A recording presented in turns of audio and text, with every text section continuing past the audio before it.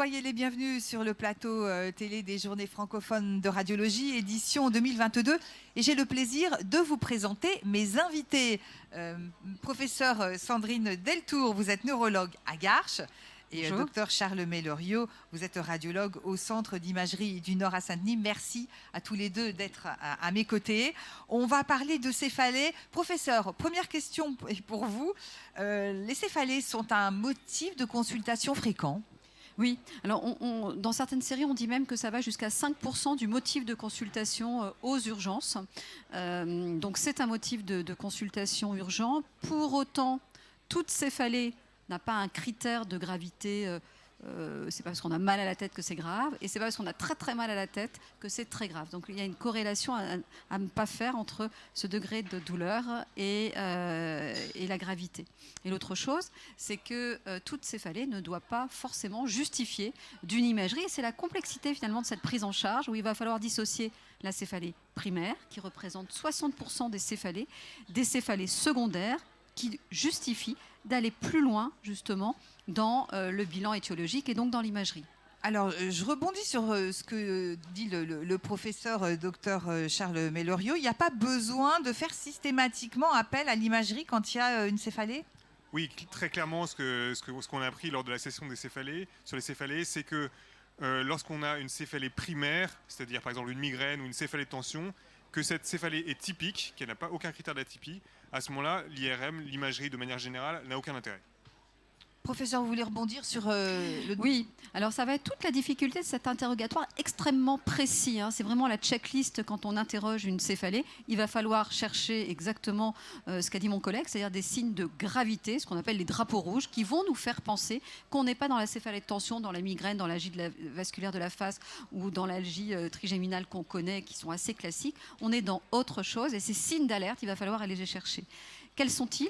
C'est le caractère brutal d'une céphalée, cette fameuse céphalée en coup de tonnerre qui doit forcément alerter. Le caractère également progressif rapidement, donc la courbe en fait d'évolution de cette céphalée, les signes associés. Il est évident que s'il y a un déficit neurologique, s'il y a beaucoup de fièvre, et puis le contexte également, si il y a une céphalée en postpartum ou une céphalée après une ponction lombaire ou une céphalée quand on a une chaudière au gaz à la maison, là aussi il va falloir l'évoquer. Donc il faut toujours être extrêmement pointilleux pour se dire quels sont mes drapeaux rouges et ne pas hésiter à, dans ces cas-là, aller à l'imagerie. Alors, docteur Melloriot, quelle est la plus-value du radiologue et sur quel examen vous vous appuyez? Alors, la plus-value du radiologue, donc il faut bien distinguer deux circonstances. Tout d'abord, dans les céphalées aiguës, les céphalées brutales. Donc là, clairement, ce qu'il faut rechercher en première instance, au premier niveau, c'est l'hémorragie sous-arachnoïdienne.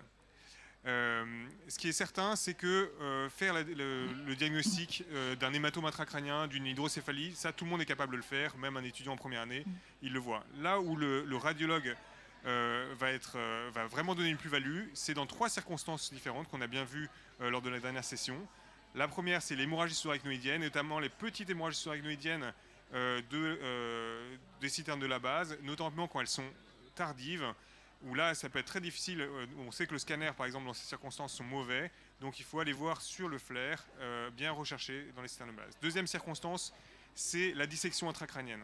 Et la dissection, des artères cervicales. Donc, le plus souvent, on a affaire à une IRM cérébrale. Donc, on ne voit pas les artères du cou. Mais attention, il faut toujours bien regarder dans le cadre des céphalées les premières coupes.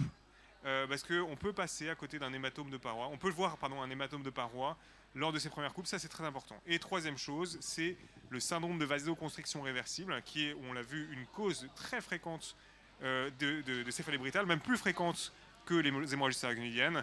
Et là, bien sûr, c'est sur l'imagerie des vaisseaux qu'on va le voir. Et donc ça montre bien qu'aujourd'hui, en 2022, on ne peut pas se contenter d'une imagerie de vaisseaux de mauvaise qualité. Il faut aller jusqu'à la résolution millimétrique. Professeur, vous voulez ajouter quelque chose? Compléter les propos de Charles Melloriot? Non, effectivement, je pense que tout a été dit. C'est vraiment penser un petit peu à chaque fois, on déroule un petit peu, à la fois, on est devant une céphalée secondaire neurologique. Il faut aller penser, bien sûr, au traumatisme, comme on l'a vu, l'hématome, tout le monde y pense, aux causes qui sont vasculaires. Il faut regarder à la fois les veines et les artères, des TSA jusqu'en intra-crânien pour les artères, et puis aller chercher les causes un petit peu un peu moins classiques, notamment l'hypotension du LCR, l'HTIC, on a tous bien en tête. L'hypotension du LCR, on y pense un peu moins. Il faut toujours être très rigoureux justement dans cette imagerie. Docteur Mellerieux, je vous laisse le mot de la fin. Alors, donc, l'imagerie des céphalées, c'est à la fois quelque chose de très fréquent, de très piégeux, parce qu'on peut vraiment passer à côté de petits signes. Donc ça veut dire qu'il faut avoir un protocole qui est extrêmement rigoureux, et surtout une grille de lecture qui est extrêmement rigoureuse, toujours bien penser à toutes ces causes, pour ne pas passer à côté d'un élément qui pourrait vraiment changer la vie du patient. Bah écoutez, en tout cas, je vous remercie beaucoup. Merci à tous les deux d'être venus sur Merci notre plateau. Merci à vous. beaucoup et bonne Merci. continuation à vous. Quant à moi, je vous remercie de nous avoir suivis et puis restez avec nous. D'autres entretiens suivent.